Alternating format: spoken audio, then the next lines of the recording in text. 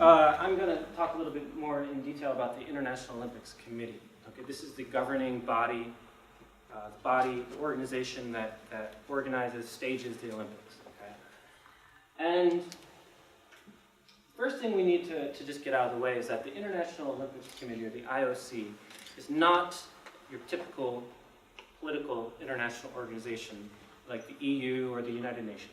Okay, it's an NGO. It's registered in Switzerland.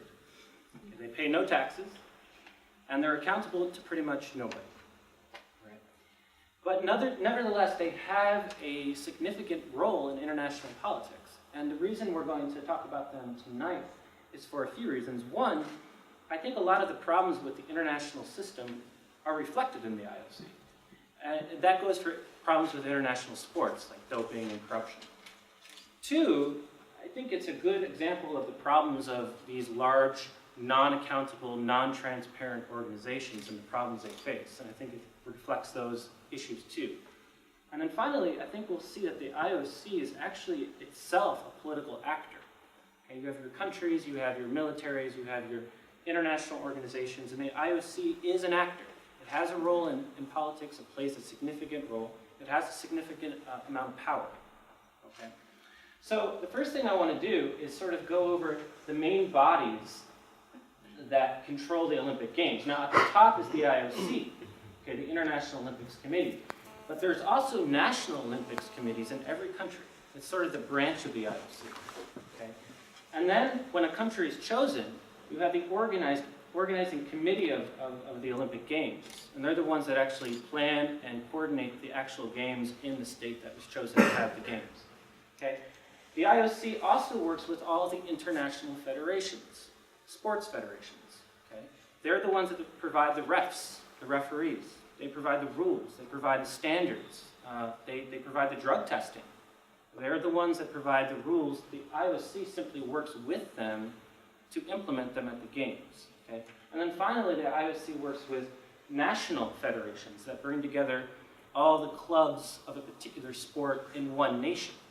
Okay, so all five of these bodies work together to produce the Olympic Games. At the top is the IOC. Now, this doesn't even include governments, the media, corporations, sports leagues like the NFL in America, or not the NFL, the NBA in America, or the other large national organizations. Okay, so keep that in mind, because as we'll see that the IOC will get the most attention, but certainly there are a lot of other bodies here working to produce the Olympic Games. They're all nonprofits, and none of them are very democratic in any way. Okay? So, the first thing I want to talk about is transparency in the IOC. The IOC is often referred to as the cardinals of sports. These members, these 115 members, are the cardinals of sports, like the Catholic Church. Okay? And they oversee probably the most powerful sports organization in the world. Okay? And it was formed in 1894 by France, the UK, US, and some other great Western European powers. And as we'll see, that legacy of Western European domination continues to this day in a lot of ways. Now, the IOC and these 115 members of the IOC, we know them as the ones that choose the Olympic Games, but their actual goal is to promote what they call the Olympic movement. It's much bigger than the Games. They have a museum, they give funding to programs to promote sports and wellness, and ultimately their goal is to promote, and I'll quote here, a life philosophy which draws together sport, culture, and education. Okay? But really, let's be honest, their main goal is to pick where the Olympics are, what city the Olympics will be held in, and they organize it. Now, the key here is city. If you'll remember, the Olympics are not given to countries. They are given to cities. Sochi, London, Athens, Sydney, right? They're given to cities, not countries, and that's done on purpose, because the idea here is not about promoting a country. It's promoting cities, which is the attempt of the IOC to promote people rather than states. But of course, we know that that just isn't the way it goes. The governments of these states get very much involved with these Olympics, and maybe there was a time when the cities were only part of of the discussion, but now, of course, it's much bigger than that. Here's the important thing about these 115 voting members. They do not represent states. They represent the IOC, and their mission is to go back to their states and promote the IOC. So that is not like a typical international organization at all. They are not accountable to states. They are not accountable to voters in their states.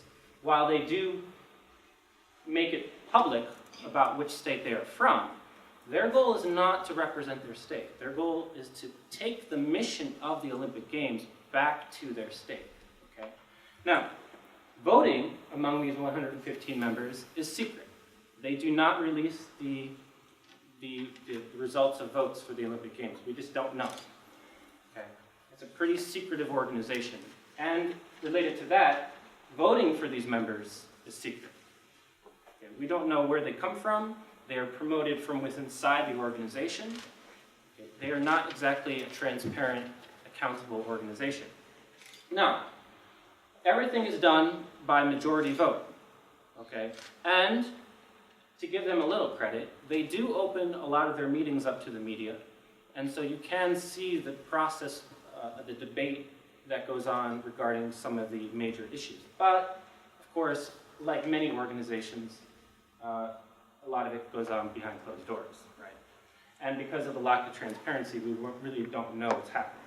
Now, overseeing this is an ethics commission which attempts to prevent these members, as we'll see a little later, from taking bribes. But of course, the Ethics Commission reports to the 115 voting members. Okay? They are appointed by the 115 voting members.